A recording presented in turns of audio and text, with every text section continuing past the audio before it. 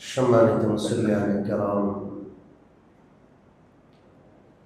আল্লাহর হাবিব প্রিয় নবী মুহাম্মদুর রাসূলুল্লাহ সাল্লাল্লাহু আলাইহি ওয়াসাল্লামের ধারাবাহিক জীবনী আলোচনামূলক অনুষ্ঠান পবিত্র সিরাতুন নবী মাহফিলের এই পর্যায়ে আমাদের আলোচনা চলছে আল্লাহর হাবিব সাল্লাল্লাহু আলাইহি ওয়াসাল্লাম দীর্ঘ 3 বৎসর কাল গোপনে দাওয়াতি কাজ করেছেন। এরপরে আল্লাহ তাআলা কোরআনে পাকের আয়াত নাযিল করে নবীজিকে প্রকাশ্যে দাওয়াত দেওয়ার জন্য নির্দেশ দিলেন। আল্লাহর হাবিব সাল্লাল্লাহু আলাইহি ওয়াসাল্লাম যতদিন গোপনে দাওয়াত দিয়েছেন খুব বেশি বাধার সম্মুখীন হননি, কিন্তু যেই মাত্র প্রিয় নবী সাল্লাল্লাহু আলাইহি ওয়াসাল্লাম প্রকাশ্যে দাওয়াতি কাজ শুরু করলেন, তাওহীদ একত্ববাদের পক্ষে কথা বলা শুরু করলেন, শিরক এবং মূর্তি পূজার অসারতার বিষয় মানুষের সামনে তুলে ধরলেন, সাথে সাথে মক্কার প্রত্যেকটা লোক আল্লাহর হাবিবের শত্রু হয়ে গেল। এরা বিভিন্নভাবে আল্লাহর হাবিব সাল্লাল্লাহু আলাইহি ওয়াসাল্লামের দাওয়াতকে বাধাগ্রস্ত করা শুরু করল। প্রথমে তারা আবু তালেবের কাছে আল্লাহ রাসূল সাল্লাল্লাহু আলাইহি ওয়াসাল্লামকে হস্তান্তর করার জন্য চাপ দিল। আবু তালেব, আপনার ভাতিজাকে আপনি বাধা দিচ্ছেন না, আপনি তাকে আমাদের হাতে দিয়ে দেন, আমরা তাকে দেখে নিব, আমরা তাকে নিয়ে বোঝাপড়া করব, তার বিষয়টা আমাদের হাতে ছেড়ে দেন। কিন্তু আবু তালেব আল্লাহর হাবিব সাল্লাল্লাহু আলাইহি ওয়াসাল্লামকে কোনোভাবেই ছাড়তে রাজি হন নাই। আপনারা সেই বিষয়ে শুনেছেন। বরং আল্লাহ রাসূল সাল্লাল্লাহু আলাইহি ওয়াসাল্লামকে আবু তালেব বললেন যে, হে ভাতিজা, তুমি তোমার দ্বীনের দাওয়াত চালিয়ে যাও, যদিও আমি গ্রহণ করছি না তোমার দাওয়াত, কিন্তু আমার শরীরে এক ফোঁটা রক্ত থাকতে আমি তোমাকে কারো হাতে তুলে দিব। আবু তালেব অমুসলমান ছিলেন, তিনি কালমা পড়েননি, কিন্তু জীবনের শেষ মুহূর্ত পর্যন্ত মুহাম্মদুর রাসূলুল্লাহ সাল্লাল্লাহু আলাইহি ওয়াসাল্লামকে তিনি সবকিছু দিয়ে সহযোগিতা করেছিলেন। মক্কার কাফেররা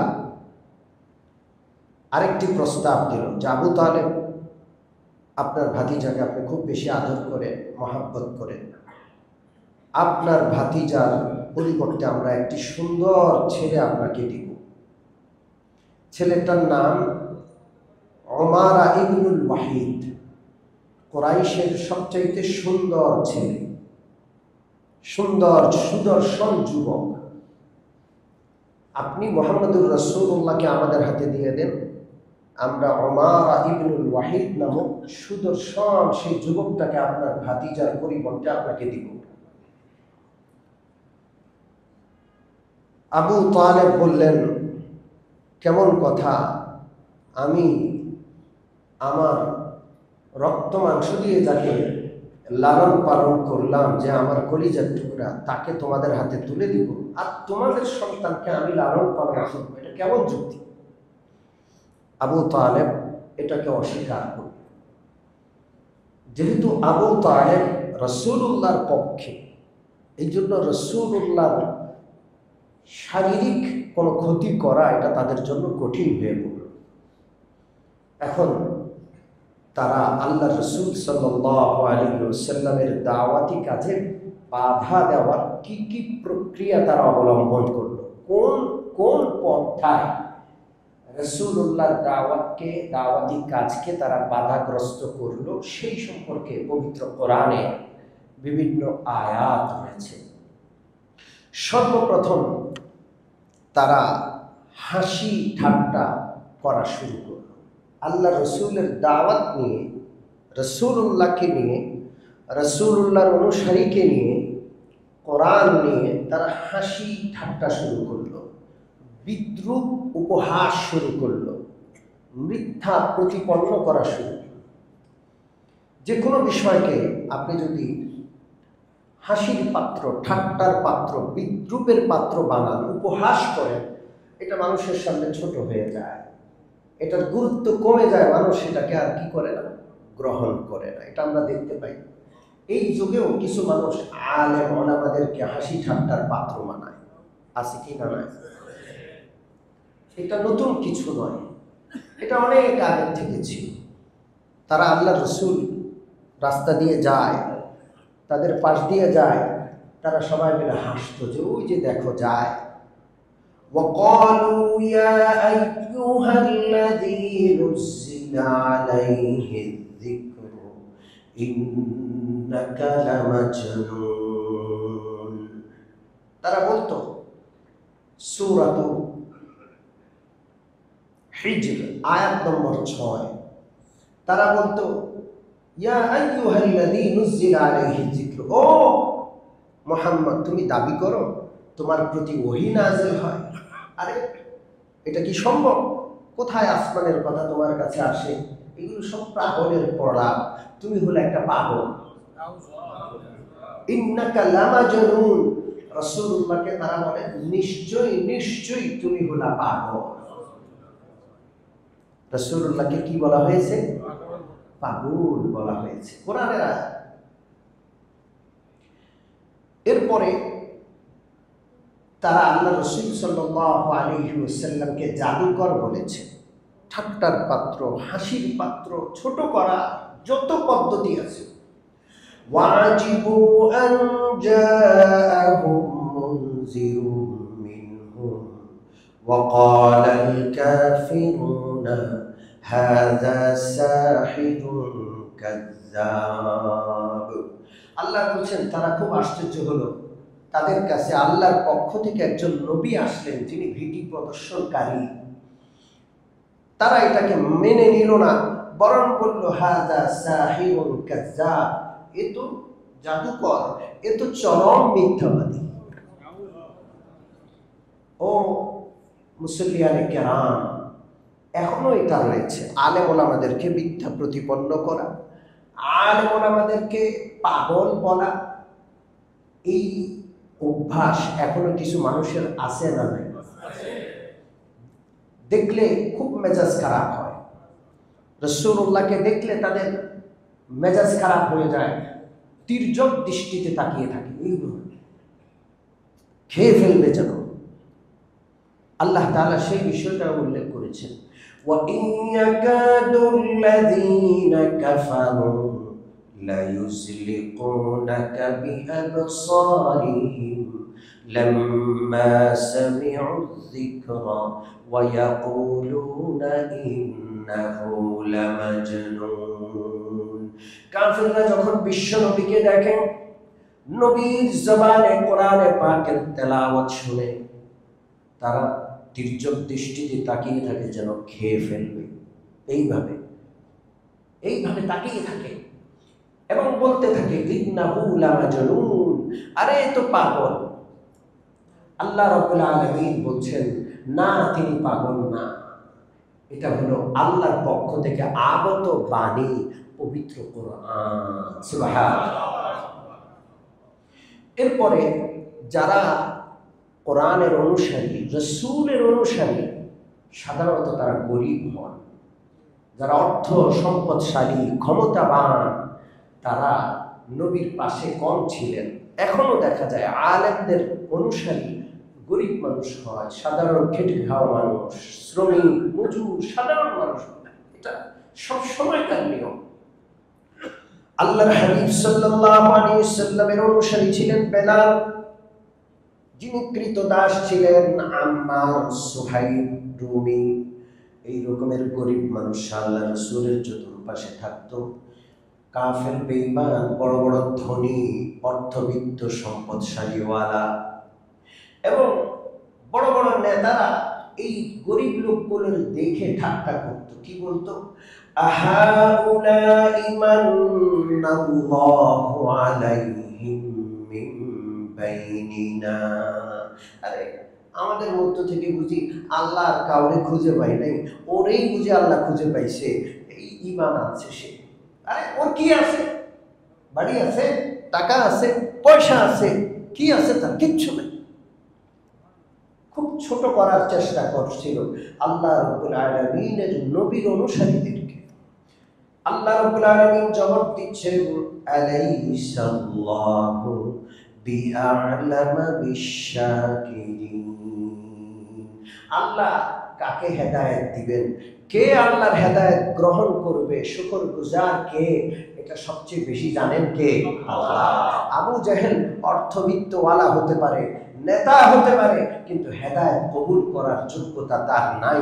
পক্ষান্তরে বেলাল, পক্ষান্তরে আম্মার, এরা গরিব হতে পারে, খাব্বাব সাধারণ মানুষ হতে পারে, কিন্তু হেদায়েত কবুল করার মতো ধারণ ক্ষমতা আল্লাহ তাকে দান করেছেন। সুবহানাল্লাহ। এরপর আল্লাহ রাব্বুল আলামিন এই বান্দাদেরকে, যারা গরিব, আল্লাহ রাসূলের চতুর্পাশে থাকে, যাদেরকে হাসি আর ঠাট্টার পাত্র বানানো হয়েছে, তাদেরকে সান্ত্বনা দেওয়ার জন্য আল্লাহ কোরআনের আয়াত নাযিল করলেন, ইন্নাল্লাযীনা আজরামু কানু মিনাল্লাযীনা আমানু ইয়াদহাকুন। আজকের এই পৃথিবীতে যারা অপরাধী, তারা ঈমানদারকে দেখে হাসবে, ঠাট্টা করবে। এটা বহু আগের নিয়ম, আল্লাহ বলছেন এখনো সেই নিয়ম আছে। ঈমানদারদেরকে দেখে বেঈমান, কাফের, মুরতাদরা হাসে, এটা সবসময়কার নিয়ম।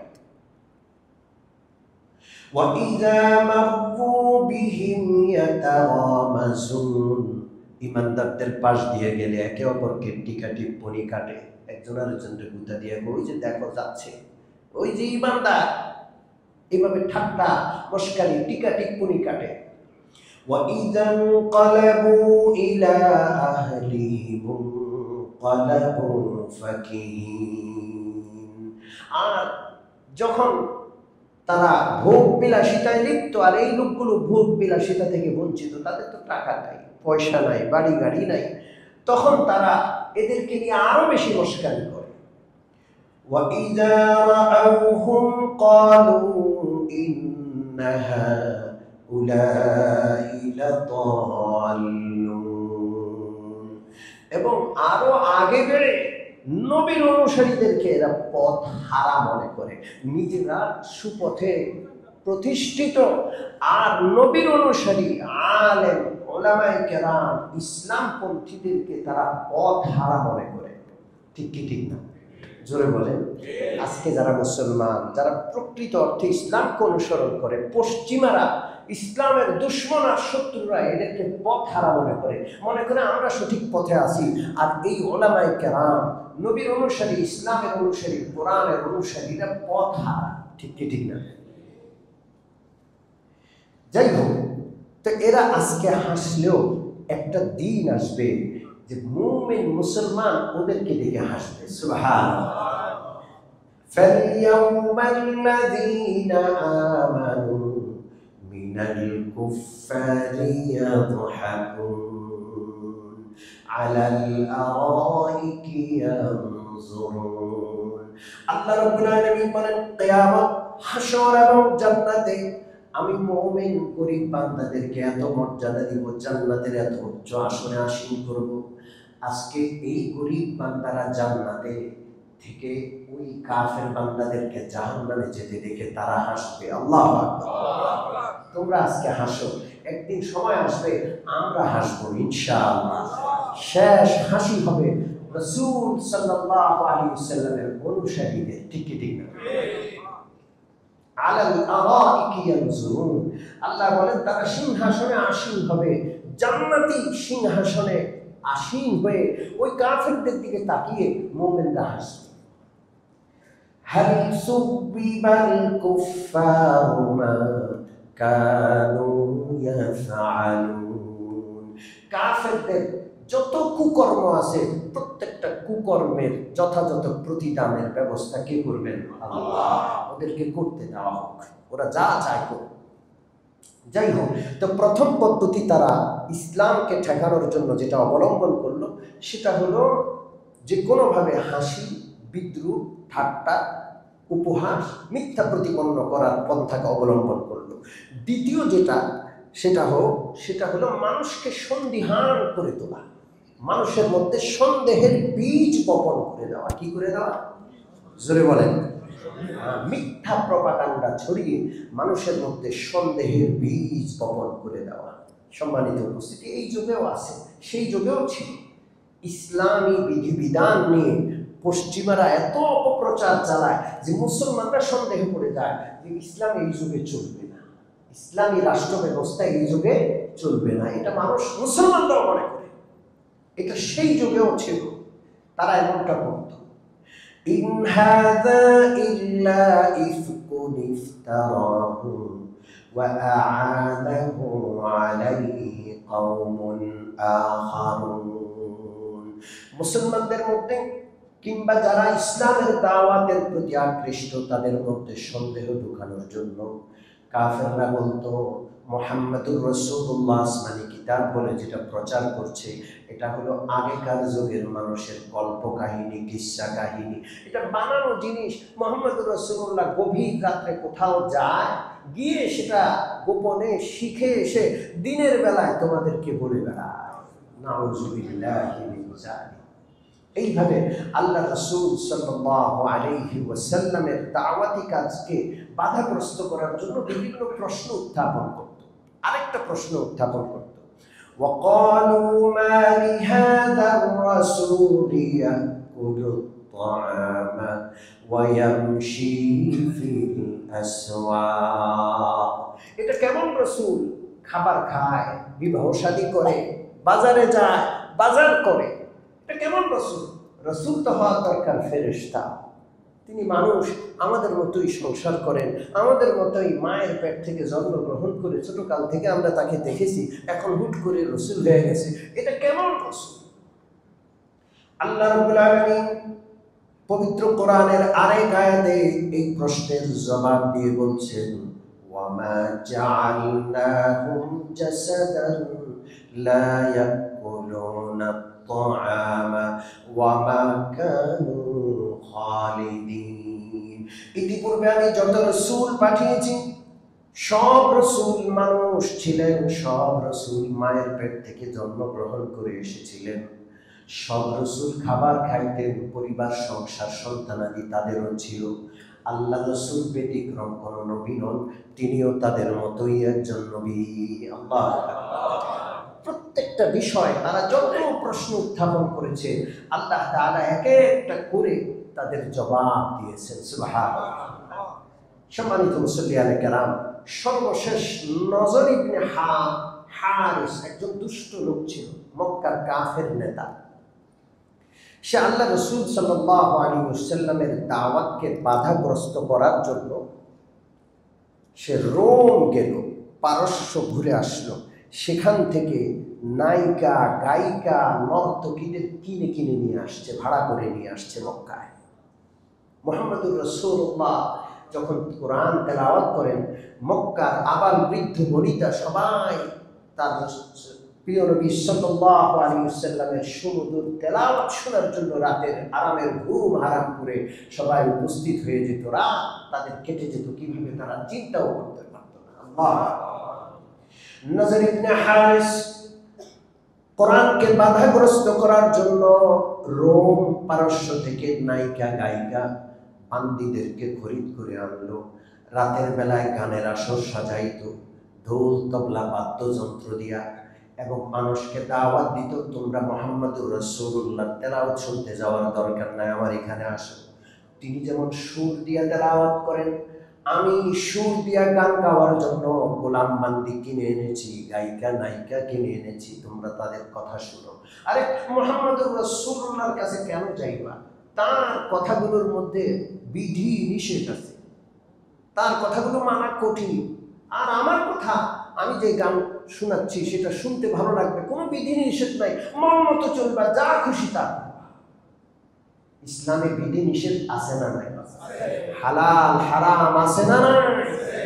এখনো দুনিয়াতে মুসলমান নামধারী অনেক ধনী মানুষ আছে, অনেক নেতা আছে, ইসলামকে পছন্দ করে না শুধু বিধি নিষেধের জন্য। ইসলামী বিধিবিধান আসলে তারা ব্যভিচার করতে পারবে না, আছে না নাই? মদ খাইতে পারবে না, যা খুশি তা করতে পারবে না। এই জন্য তারা ইসলাম চায় না, এটা পছন্দ করে, ঠিক আছে, কিন্তু বেশি ইসলাম ভালোবাসে না। তারা মনে করে তো এটা বাড়াবাড়ি, এত কিছু দরকার নেই। নজর ইবনে হারিস মক্কার মানুষদেরকে বোঝানোর চেষ্টা করলো মুহাম্মদুর রাসূলুল্লাহ যে কোরআন নিয়ে আসছে সেই কোরআনটা মানা অনেক কঠিন, সেটাতে অনেক বিধি নিষেধ আছে, এটা করা যাবে, এটা করা যাবে না। আমি পারস্য আর রোম দেশ থেকে যে গান শোনানোর জন্য বান্দি নিয়ে এসেছি, সেই গান শুনতে বড় মজা, কোনো বিধি নিষেধ নাই, মন যা চায় তা করতে পারবা। মানুষজন আগে যা কোরআন তেলাওয়াতে যাইতো, কিছু মানুষ সেখান থেকে আলাদা হয়ে এখন গান শুনতে চলে আসে, নাউযুবিল্লাহ। এই জন্য গান শোনা হারাম, বাদ্যযন্ত্র রাখা হারাম, বাদ্যযন্ত্র শিখা ব্যবহার করা হারাম। পবিত্র কোরআনের আয়াত আল্লাহ রাব্বুল আলামিন এই সম্পর্কে নাযিল করেছেন সূরাতুল লুকমান, ওয়া মিনান নাসি মান ইয়াশতারি লাহওয়াল হাদিসি লিয়ুদিল্লা আন সাবিলিল্লাহ। কিছু মানুষ এমন আছে যারা লাহওয়াল হাদিস খরিদ করে। লাহওয়াল হাদিস মানে বাদ্যযন্ত্র, গান বাদ্যযন্ত্র যেগুলো আছে। আমি অনেকের ঘরে যাই, অনেক সময় দেখি তাদের ড্রয়িং রুমে বড় বড় বাদ্যযন্ত্র থাকে, সাজানো থাকে। ঘর আর ড্রয়িং রুমটা সাজাইছে বড় একটা গিটার দিয়ে, আছে না নাই বলে? ড্রয়িং রুমে গেছি, গিয়ে দেখি যে সেখানে হারমোনিয়াম রাখা আছে। তার ছেলেটা মসজিদে কোরআন পড়তে আসে, আবার সপ্তাহে 2-3 দিন গান বাদ্য সে শিখে। গানের শিক্ষক আইসা গান শিখায়, গানের শিক্ষককে হাজার হাজার টাকা দিতে গায়ে লাগে না, মসজিদে 300 টাকা দিয়ে পড়ায়, সেটা অনেক বেশি মনে হয়, আছে না? জোরে বলেন। আরে নামাজি বান্দা 5 ওয়াক্ত নামাজও পড়ে, তার ঘরেও আমি বাদ্যযন্ত্র দিয়েছি। ছেলে মেয়েকে এমন স্কুলে পড়ায় যে স্কুলে কি শিখায়? গান শিখায়, আছে না নাই? গান শিখলে নাকি মেধা বাড়ে, নাউযুবিল্লাহ মিন যালিক। সম্মানিত মুসল্লিয়ানে কেরাম, পবিত্র কোরআনের অকাট্য আয়াত দ্বারা গান বাদ্যযন্ত্রের ব্যবহার এগুলো হারাম প্রমাণিত। এটাকে কেউ যদি হালাল মনে করে তার ঈমান থাকবে না। কোরআনকে বাধাগ্রস্ত করার জন্য গান বাদ্য নজর ইবনে হারিস মক্কায় আমদানি করলো, নর্তকী গায়িকা নায়িকা আমদানি করলো, আর আল্লাহ আয়াত নাযিল করলেন। বিশ্বনবী রাহমাতুল্লিল আলামিনের হাদিস আমার সামনে রয়েছে, মিশকাত শরীফের 318 নম্বর পৃষ্ঠায় রয়েছে। বিশ্বনবী বলেন, ইন্নাল্লাহা বাআসানি রাহমাতাল লিল আলামিন ওয়া হুদাল লিল আলামিন ওয়া আমারানি রাব্বি আযজা ওয়া জাল্লা বিমাহদিল মাআযিফি ওয়াল মাজামিরি ওয়াল আওসানি ওয়াস সুলবি ওয়া আমরিল জাহিলিয়া। বিশ্বনবী বলেন, আল্লাহ রাব্বুল আলামিন আমি মুহাম্মদুর রাসূলুল্লাহকে রাহমাতুল লিল আলামিন হিসেবে পাঠিয়েছেন। গোটা জগৎবাসীর জন্য আমাকে সাক্ষাৎ রহমত বানায় আল্লাহ পাঠাইছেন। সুবহানাল্লাহ। তিনি গোটা জগৎবাসীর জন্য রহমত। রহমত আমরা চাই কি চাই না? নবীজিকে, নবীজির আদর্শকে গ্রহণ করেন, আপনি এমনিতেই রহমতওয়ালা হয়ে যাবেন। সুবহানাল্লাহ। বিশ্বনবী বলেন, আল্লাহ রাব্বুল আলামিন আমাকে হেদায়েত হিসাবে পাঠিয়েছেন, গোটা বিশ্ববাসীর হেদায়েতকারী আমি, পথ দেখানেওয়ালা আমি। ওয়া আমারানি রাব্বি আযজা ওয়া জাল্লা, আল্লাহ রাব্বুল আলামিন আমাকে কয়েকটা জিনিসকে মিটিয়ে দেওয়ার নির্দেশ দিয়েছেন, পৃথিবী থেকে উৎখাত করার নির্দেশ দিয়েছেন। কয়েকটা জিনিস কে নির্দেশ দিয়েছেন? আল্লাহ। 1 নম্বর, বিমাহতিল মাআজ, বাদ্যযন্ত্র, ঢোল তবলা, ওয়াল মাজামির, একতারা দোতারা সেতারা হারমোনিয়াম, যত বাদ্যযন্ত্র আছে বিশ্বনবীকে আল্লাহ পাঠিয়েছেন পৃথিবী থেকে সে বাদ্যযন্ত্র উৎখাত করার জন্য। নবী দিদি তাকে উৎখাত করতে আসছেন, আপনার ড্রয়িং রুমে সেটা সুসজ্জিত, শোভা পাচ্ছে। তো বিশ্বনবীর আগমনের লক্ষ্য আপনি ব্যক্ত করার চেষ্টা করছেন, আপনার ড্রয়িং রুম এটার প্রমাণ। ঠিক কি ঠিক না? আপনি আপনার সন্তানকে সেটা শিখাচ্ছেন। আমি বড় আশ্চর্য হই, মসজিদের পাশেও এমন স্কুল আছে, সকালবেলায় প্রত্যেক দিন গান শুরু হয়, সকাল শুরু হয় গান দিয়ে। জানি না এদের খুঁটার জোর কোথায়। আমাদের মসজিদ কমিটি থেকে একাধিকবার তাদেরকে চিঠি দেওয়া হয়েছে যে মসজিদের পাশে আপনাদের এই প্রতিষ্ঠানটা যায় না। কল্যাণ সমিতি থেকে জানানো হয়েছে তারা এখানে খুঁটা গেড়ে বসে আছে, যাবে না তারা এখানে। আমি আজকে ইশারায় ইঙ্গিতে বলছি, নাম বলছি না। আমাদের মসজিদের মুসল্লিদেরও এই ব্যাপারে সচেতন হওয়া দরকার। মসজিদের পাশে, মসজিদের সাথে যায় না, মসজিদের পবিত্রতা নষ্ট হয়, ক্ষুণ্ণ হয়, এমন প্রতিষ্ঠান থাকবে, এটা হতে পারে না। মুসল্লিদেরও উদ্যোগ নেওয়া দরকার, তাদেরও দায়িত্ব রয়েছে, তাদের বলা দরকার, উদ্যোগ নেওয়া দরকার, প্রতিবাদ করা দরকার। আল্লাহ যেন তৌফিক দান করেন। তো বিশ্বনবীকে আল্লাহ পাঠিয়েছেন রাহমাতুল লিল আলামিন বানিয়ে, সারা পৃথিবীর হেদায়েতকারী বানিয়ে। রাহমাতুল লিল আলামিন মুহাম্মদুর রাসূলুল্লাহকে আল্লাহ পাঠিয়েছেন পৃথিবী থেকে বাদ্যযন্ত্র উৎখাত করার জন্য, ওয়াসুল ক্রুশ উৎখাত করার জন্য। ক্রুশ চিনেন আপনারা? হ্যাঁ, খ্রিস্টানদের যে গির্জা আছে, গির্জার উপর এইভাবে ক্রুশ ঝুলানো থাকে, দেখছেন? মুসলমানরাও না বোঝে ক্রুশ গলায় ঝুলায়, ক্রুশ গলায় ঝুলাইলে ঈমান চলে যাবে। যাই হোক, আল্লাহ রাসূল বলেন আল্লাহ তাআলা বাদ্যযন্ত্র উৎখাত করার জন্য আমাকে পাঠিয়েছেন। জাহিলি যত বিষয় আছে সব উৎখাত করার জন্য পাঠিয়েছেন। যেই জিনিস উৎখাত করার জন্য নবীকে আল্লাহ পাঠিয়েছেন, সেই জিনিস যেন আমরা প্রতিষ্ঠিত না করি, আমাদের সন্তানকে সেই জিনিস যেন আমরা না শিখে আল্লাহ তৌফিক দান করেন। বিশ্বনবী রাহমাতুল লিল আলামিন বলেন কিয়ামতের আগে এমন একটা সময় আসবে, আমার উম্মতের একটি দল গান বাদ্যকে সংস্কৃতি হিসেবে গ্রহণ করবে, হালাল আর বৈধ মনে করবে। বিশ্বনবী বলেন এমন সময় আসছে, ঠিক কি ঠিক? জোরে বলেন। যারা এটা করে তারা এটাকে অবৈধ মনে করে করে না বৈধ মনে করে করে? কোরআন তেলাওয়াতও শিখবে, পাশাপাশি গানও শিখবে, আছে না নাই? এবং গায়করা অনেক সময় নামাজ পড়ে আবার বলে আলহামদুলিল্লাহ আমার গানটা খুব সুন্দর হয়েছে। আমি আশা করি ইনশাআল্লাহ আমার গানটা সবাই পছন্দ করবে। হারাম জিনিসের ব্যাপারে ইনশাআল্লাহ বিসমিল্লাহ এগুলো পড়লে ঈমান চলে যায়, নাউজুবিল্লাহ। কেউ যদি বিসমিল্লাহ পড়ে ব্যভিচার করে তার ঈমান থাকবে? জোরে বলেন, ঈমান থাকবে না। এই জন্য কিয়ামতের আগে সংস্কৃতি হিসাবে গান বাদ্যকে উম্মত গ্রহণ করবে, এটা রাসূলুল্লাহর ভবিষ্যৎবাণী। বিশ্বনবী রাহমাতুল লিল আলামিন বলেন কিয়ামতের আগে এমন একটা সময় আসবে, আমার উম্মত মজমা জমাবে, তাদের মজমাগুলোর শোভা পাবে গান বাদ্য দিয়ে। কোনো মজমা গান বাদ্য ছাড়া হবে না। একেবারে সর্বোচ্চ পদস্থ প্রধানমন্ত্রী, প্রেসিডেন্ট হইতে নিয়ে আমরা দেখেছি রাষ্ট্রীয় সব প্রোগ্রামে গান, নাচ, বাদ্য এগুলো থাকতো কম্পালসারি, ঠিক কি ঠিক? জোরে বলেন ঠিক কিনা? বরং ওই গানের যে অনুষ্ঠান সেটা শুরুতে কোরআন তেলাওয়াত করা হয়েছে, আছে না নাই? জোরে বলেন। বিশ্বনবী রাহমাতুল লিল আলামিন বলেন কিয়ামতের আগে এমন একটা সময় আসবে, আমার উম্মতের মজলিসগুলো গান দ্বারা আবাদ হবে। সেখানে শরাব পরিবেশন করা হবে, নর্তকী গায়িকারা নাচবে গাইবে। আল্লাহ রাসূল বলেন ইয়াখসিফুল্লাহু বিহিমুল আরদা ওয়া ইয়াজআলু মিনহুমুল কিরাদাতা ওয়াল খানাজির। আল্লাহ রাব্বুল আলামিন তখন আযাব পাঠাবেন। কি আযাব? ভূমিধস হবে। কি হবে? জোরে বলেন। ভূমিধস বেড়ে গেছে না কমে গেছে? আরে আমাদের সেক্টরের মধ্যে হঠাৎ করে রাস্তা দেখি যে ধসে গেছে, এরকম হয় কি হয় না? ভূমিধস হবে, হঠাৎ করে ভূমি ধসে শত শত মানুষ পড়ে যাবে। এই ভূমি ধসের আযাব আসে নাচ গানের কারণে। ওয়ায়াজালা মিনহুমুল কিরাদাতা ওয়াল খানাজির। আর এই নাচ গান যারা করবে একটা সময় আসবে আল্লাহ আযাব দিবেন। কি আযাব? তাদের চেহারাকে, তাদের আকৃতিকে বিকৃত করে আল্লাহ বানর আর শূকর বানায় দিবেন। এই জন্য বড় আওয়াজে নাচ গান দেখলে আমার ভয় লাগে।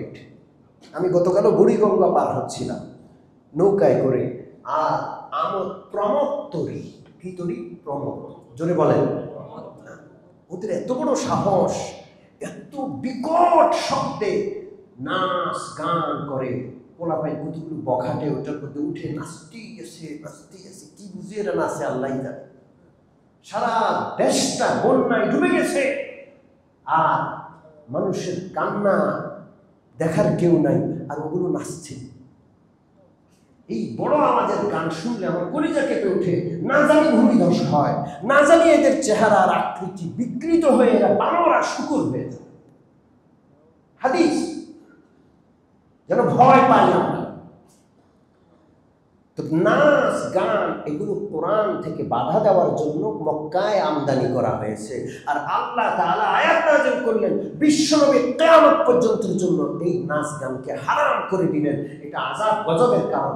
আপনার ঘরে নাচ গান থাকলে, নাচ গানের কোনো যন্ত্রপাতি থাকলে সেটাকে আপনি এক্ষুনি আজকে মসজিদ থেকে গিয়ে ঘর থেকে বের করবেন। আল্লাহ যেন তৌফিক দান করেন। সর্বশেষ আর দুইটা হাদিস শোনাবো। বিশ্বনবী রাহমাতুল লিল আলামিন বলেন, ইন্নাল গিনাআ ইউমবিতুন নিফাকা কামা ইউমবিতুল মাউজ যারআ। যার কাছে গান ভালো লাগে, যে গান শুনে তার অন্তরের মধ্যে মুনাফিকি জন্ম নেয়। কি জন্ম নেয়? পানি আসমান থেকে বৃষ্টি বর্ষণ হলে জমিনের মধ্যে যেমন ঘাস, তৃণলতা, গাছপালা জন্ম নেয়, জমিন উর্বর হয়। বিশ্বনবী বলেন, যেই মনের ভিতরে গানটা ভালো লাগে, যেই গান শুনে, ওই ব্যক্তির অন্তরের মধ্যে মুনাফিকি জন্ম নেয়। মুনাফিকি বুঝেন? হ্যাঁ, বাহিরে একটা, জোরে বলেন, হ্যাঁ, বাহিরে একটা, ভিতরে আর একটা। বাহিরে দেশপ্রেম, 16ই ডিসেম্বর আসলে একবারে দেশের জন্য পাগল, 21শে ফেব্রুয়ারি খালি পায়ে জুতা খুলে একবারে চলে যায়। আর কাজ কি করে? দেশের স্বার্থকে জলাঞ্জলি দেয়। দেশের কোটি কোটি টাকা, হাজার কোটি টাকা এরা পাচার করে। মুখে দেশপ্রেমের বলি আর অন্তরে পাথর। গোটা দেশকে লুটিপুটে খেয়েছে, খাচ্ছে। এরকম মানুষ আছে না নাই? গান বাদ্য নিষিদ্ধ করতে হবে, না হয় দেশের মানুষ মুনাফিক হয়ে যাবে। বিশ্বনবী বলেন, গান মানুষের অন্তরে মুনাফিকি সৃষ্টি করে। আপনার ঘরে যদি গান চলে, আপনার সন্তানটা মুনাফিক হবে। আপনার ঘরে যদি গান বাদ্য হয়, আপনার স্ত্রী মুনাফিক হয়ে যাবে। এমন অনেক মুসল্লি আছে আমাদের কাছে স্ত্রীর ব্যাপারে শিকায়ত করে, স্ত্রীর ব্যাপারে অভিযোগ করে যে হুজুর, আমার স্ত্রীর পুরুষের সাথে পরকীয়া সম্পর্ক। ভালো ভালো ফ্যামিলি, কয়েক সন্তানের মা, 1.5-2 যুগ ধরে স্বামীর সাথে সংসার করে। ওই স্ত্রী লোক মুনাফিক, তার স্বামীকে ভালোবাসা দেখায়, পুরুষের সাথে তার সম্পর্ক। আপনি সতর্ক হন, আপনার সন্তানগুলো যেন মুনাফিক না হয়, আপনার স্ত্রী যেন মুনাফিক না হয়। উপরে উপরে একটা, ভিতরে আরেকটা। গান এই জিনিস সৃষ্টি করে মানুষের ভিতরে। আরেকটা হাদিস শোনায় শেষ করব। বিশ্বনবী রাহমাতুল লিল আলামিনের একজন সাহাবী আব্দুল্লাহ ইবনে উমর রাদিয়াল্লাহু তাআলা আনহু একদিন রাস্তা দিয়ে যাচ্ছেন। আব্দুল্লাহ ইবনে উমরের শাগিদ নাফি', বড় আলেম নাফি' রাহমাতুল্লাহ আলাইহি, হঠাৎ করে রাস্তা দিয়ে পথ চলার সময় কোত্থেকে জানি বাদ্যযন্ত্রের আওয়াজ আসে। আব্দুল্লাহ ইবনে উমর রাদিয়াল্লাহু তাআলা আনহু কানে হাত দিলেন, কানটা বন্ধ করলেন, আর দৌড়ে রাস্তা থেকে সরে অন্যদিকে চলে গেলেন। হযরত নাফি' তার উস্তাদের সাথে সাথে পিছনে পিছনে গেলেন। হযরত আব্দুল্লাহ ইবনে উমর জিজ্ঞেস করলেন, নাফি', গানের আওয়াজ বাদ্যযন্ত্রের আওয়াজ কি শোনা যায়? নাফি' বললেন, হুজুর না, এখন আর শোনা যায় না। তো তিনি কান থেকে আঙ্গুল সরাইলেন আর বললেন, শুনো, একদিন আমি প্রিয় নবীর সাথে এইভাবে কোথাও যাচ্ছিলাম কোনো পথ দিয়ে, তখন গানের আওয়াজ, বাদ্যযন্ত্রের আওয়াজ আসলো। আল্লাহর রাসূল এইভাবে কানে আঙ্গুল দিয়ে রাস্তা থেকে সরে দূরে চলে গেলেন, এবং আমি ইবনে উমরকে জিজ্ঞেস করলেন, ইবনে উমর, এখন কি আর গানের আওয়াজ, বাদ্যযন্ত্রের আওয়াজ শোনা যায়? হযরত আব্দুল্লাহ বললেন যে, না ইয়া রাসূলুল্লাহ, শোনা যায় না। তখন তিনি কান থেকে আঙ্গুল নামালেন। সম্মানিত উপস্থিতি, এই গান ছাড়তে হবে। এই সেক্টরের ভিতরেও অনেক প্রোগ্রাম আছে, যেই প্রোগ্রামগুলোতে নাচ গান হয়। আছে না নাই? বলেন, আছে না নাই?